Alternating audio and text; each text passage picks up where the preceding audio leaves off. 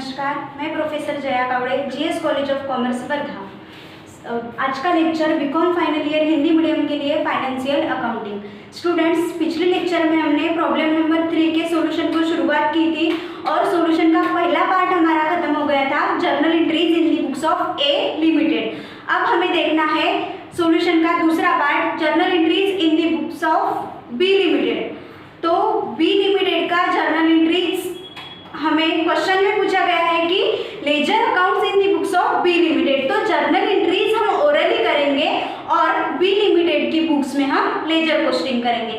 तो वहाँ पे हमें प्रॉब्लम में पूछा गया है कि जो नेसेसरी लेजर अकाउंट्स है वो नेसेसरी लेजर अकाउंट्स हमें बनाना है। देखिए, आपको प्रॉब्लम में बताया है prepare necessary ledger accounts in the books of B limited. मतलब बी लिमिटेड में जो नेसेसरी लेजर अकाउंट्स है वो लेजर अकाउंट्स आपको प्रिपेयर करना है। तो लेजर अकाउंट्स बनाने के लिए हमें सबसे पहले ओरली, जैसे हमने ए लिमिटेड में जर्नल एंट्रीज की है, तो बी लिमिटेड की जर्नल एंट्रीज हम ओरली करेंगे और जर्नल एंट्रीज के साथ साथ हम लेजर पोस्टिंग करेंगे।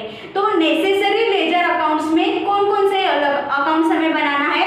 तो सबसे पहला अकाउंट रहेगा हमारा रियलाइजेशन अकाउंट। ये अकाउंट तो मैंडेटरी है, मतलब अमलगमेशन का कोई भी प्रॉब्लम रहो, हमें रियलाइजेशन अकाउंट बनाना ही है।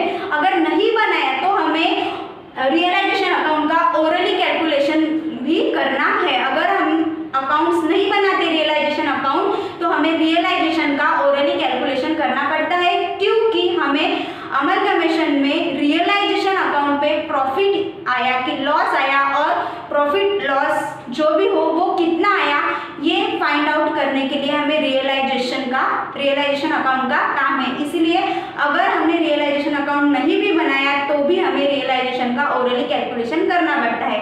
तो बेटर है कि 2 मिनट लगते, ज़्यादा टाइम नहीं लगता। जब हम जर्नल एंट्रीज कर रहे हैं उसी के साथ अगर हम अकाउंट बना के रखें, मतलब जैसे कि हमने पहले पार्ट का आंसर जैसे देखा कि जर्नल एंट्रीज के साथ साथ हमने लेजर पोस्टिंग की, उस तरह से अगर हमने काम किया, जर्नल एंट्रीज को जितनी आपको स्पेस लगती है उतनी जगह छोड़ के या फिर उतना अपना जो फॉर्मेट है वो फॉर्मेट बना के बाकी की जगह पे अपन अकाउंट्स बना के रख सकते हैं और जर्नल एंट्रीज के साथ साथ उधर लेजर पोस्टिंग भी कर सकते हैं।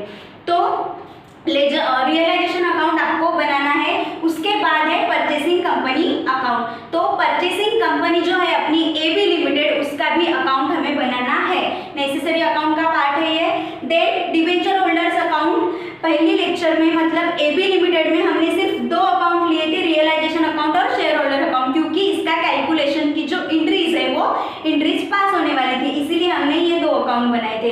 अब नेसेसरी अकाउंट्स बोला है तो डिबेंचर होल्डर्स का अकाउंट भी हमें बनाना है, क्योंकि डिबेंचर्स जो है वो डिबेंचर होल्डर्स को डिस्ट्रीब्यूट किए जा रहे हैं, पहले तो ट्रांसफर किए जा रहे हैं और जो नई कंपनी के डिबेंचर्स मिल रहे हैं वो डिस्ट्रीब्यूट किए जा रहे हैं, इसीलिए हमें डिबेंचर होल्डर्स का अकाउंट बनाना है। और नेक्स्ट है शेयर होल्डर्स अकाउंट। तो शेयर होल्डर्स जो है उसका भी अकाउंट हमें बनाना है, क्योंकि जो शेयर कैपिटल है या शेयर होल्डर्स के जो फंड है या प्रिलिमिनरी एक्सपेंसेस वगैरह जैसे मिसलेनियस एक्सपेंसेस है वो हमें शेयर होल्डर्स अकाउंट को ट्रांसफर करना पड़ता है, और जो रियलाइजेशन पे प्रॉफिट लॉस आएगा वो भी हमें शेयर होल्डर्स अकाउंट को ट्रांसफर करना पड़ता है, और लास्ट में जो शेयर्स हमें परचेसिंग कंपनी की तरफ से मिले होंगे तो वो हमें शेयर होल्डर्स अकाउंट को ट्रांसफर करना पड़ता है। इसीलिए शेयर होल्डर्स अकाउंट भी नेसेसरी अकाउंट्स में आता है। तो नेसेसरी अकाउंट्स के हमारे 4 पार्ट हो गए, एक रियलाइजेशन अकाउंट, दूसरा परचेसिंग कंपनी मतलब एबी लिमिटेड अकाउंट,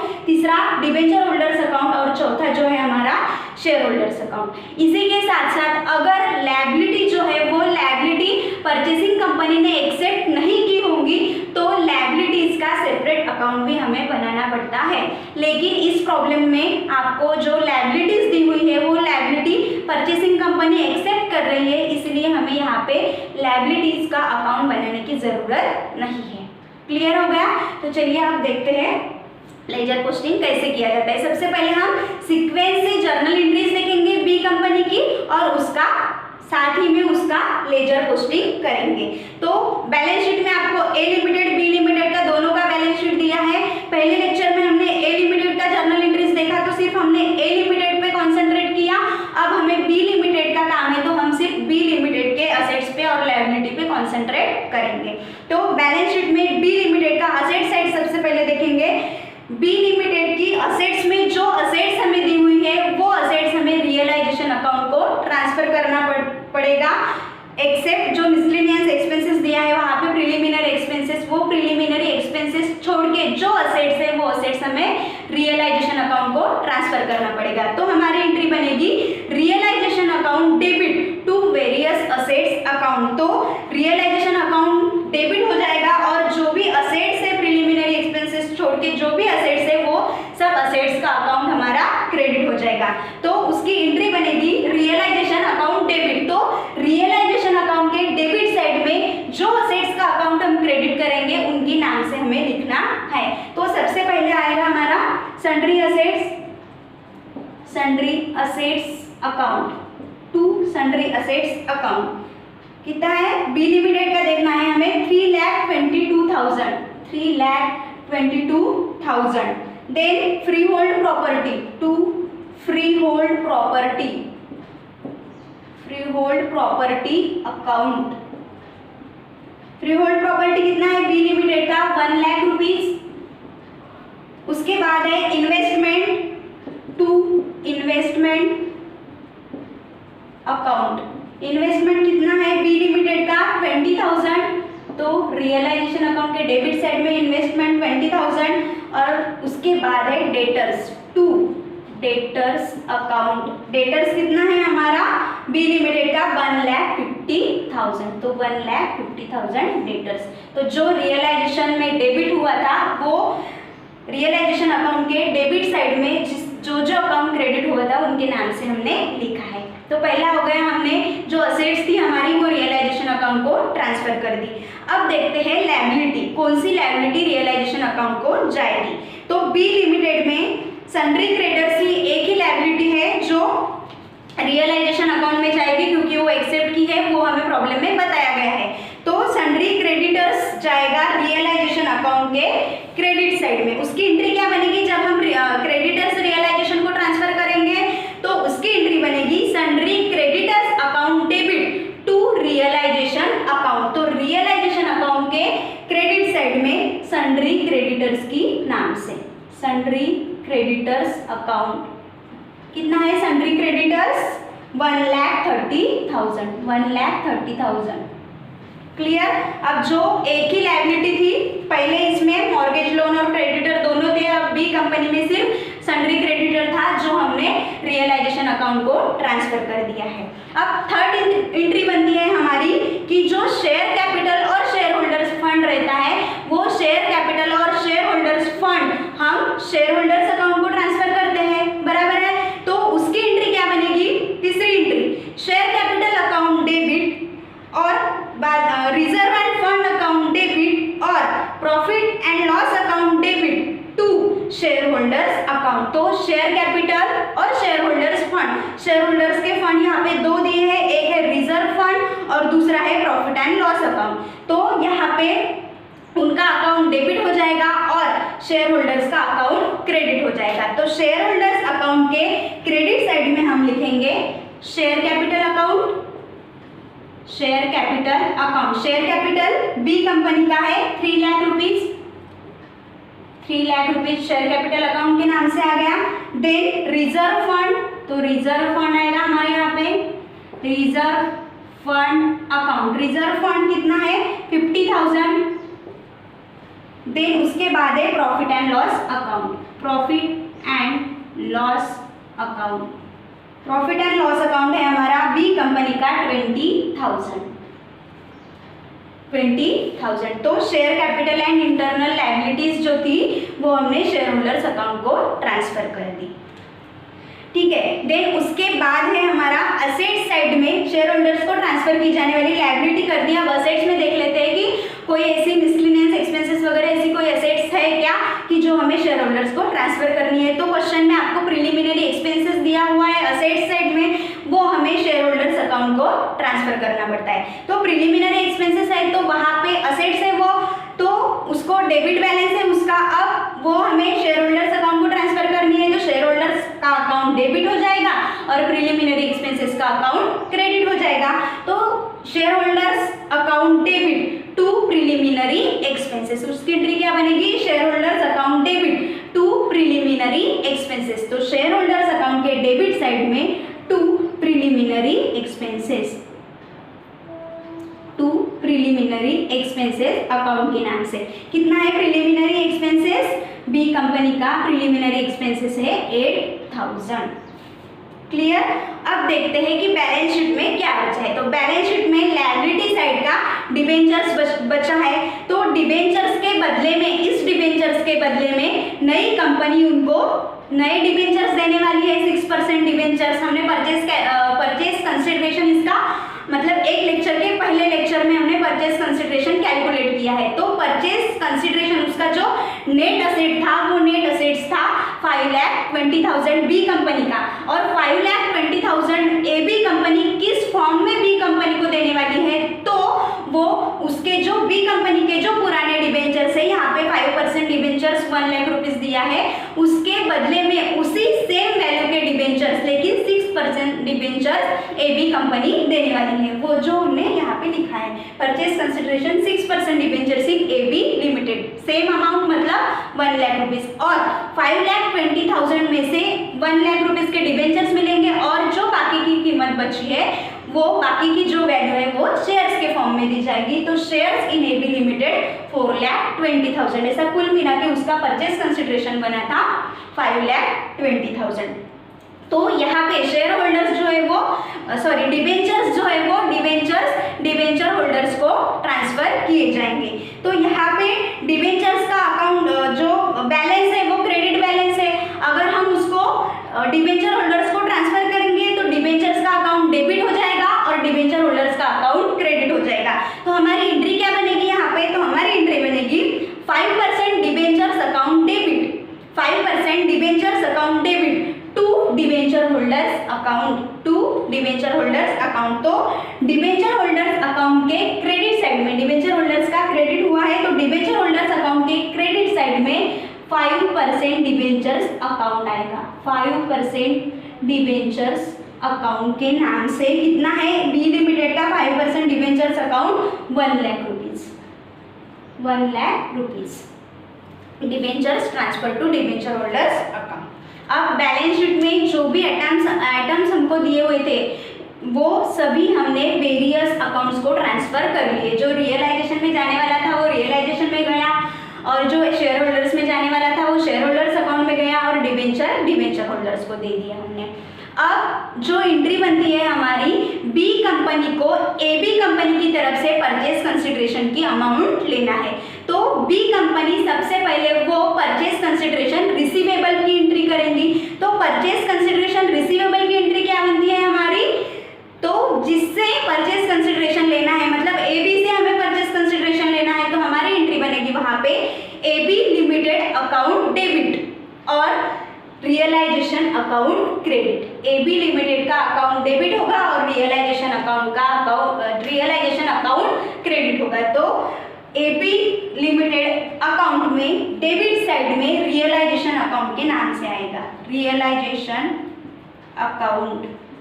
कितना है परचेज कंसिडरेशन, 5,20,000, 5,20,000, इसे हम लिख सकते हैं पीसी।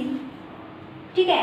अब जो परचेसिंग कंपनी का अकाउंट डेबिट हो गया और रियलाइजेशन अकाउंट क्रेडिट हुआ है, तो रियलाइजेशन अकाउंट के क्रेडिट साइड में परचेसिंग कंपनी के नाम से, मतलब ए बी लिमिटेड के नाम से, तो हम ए बी लिमिटेड का नाम लिख देंगे यहाँ पे ए बी लिमिटेड अकाउंट। कितना आएगा, 5,20,000। यहाँ पे भी हम लिख सकते हैं परचेज कंसिडरेशन, ये जो अमाउंट है किसकी है, परचेज कंसिडरेशन की है। क्लियर हो गया। अब परचेज कंसिडरेशन रिसीवेबल हो गया। अब देखते हैं कि जो ए बी कंपनी होगी परचेसिंग कंपनी, वो परचेसिंग कंपनी जो है वो परचेज कंसिडरेशन पे करेगी। तो परचेज कंसिडरेशन बी कंपनी को रिसीव्ड होगा, तो परचेज कंसिडरेशन रिसीव्ड की एंट्री हमें करनी पड़ेगी। तो परचेज कंसिडरेशन रिसीव्ड किस फॉर्म में हो रहा, 6% डिबेंचर्स मिल रहे हैं 1 लाख रुपीस के, और शेयर्स मिल रहे हैं 4,20,000 रुपीस के। तो हमारी एंट्री क्या बनेगी पीसी रिसीव की, वहां पे 6% debentures in A B limited account debit 1 lakh rupees then shares in AB limited account debit 4,20,000 rupees to AB limited account credit या to AB limited account 5,20,000। Clear. तो डिबेंचर्स आएंगे हमारे पास 1 लाख रुपीज के, शेयर्स आएंगे 4,20,000 रुपीज के, उसी के नाम से AB लिमिटेड क्रेडिट हो जाएगा। तो AB लिमिटेड के क्रेडिट साइड में यहाँ पे हम लिखेंगे 6% डिबेंचर्स अकाउंट। 6% डिबेंचर्स अकाउंट कितना है हमारा 1 lakh rupees. Then shares in AB limited, equity shares बताया गया है वहाँ पे, तो हम इक्विटी शेयर्स भी लिख सकते हैं। प्रॉब्लम में ध्यान में रखिए, अगर आपको प्रेफरेंस शेयर्स और इक्विटी शेयर्स दोनों दिया है तो वहाँ पे आपको जरूरी है मेंशन करना कि प्रेफरेंस शेयर्स है या इक्विटी शेयर्स है।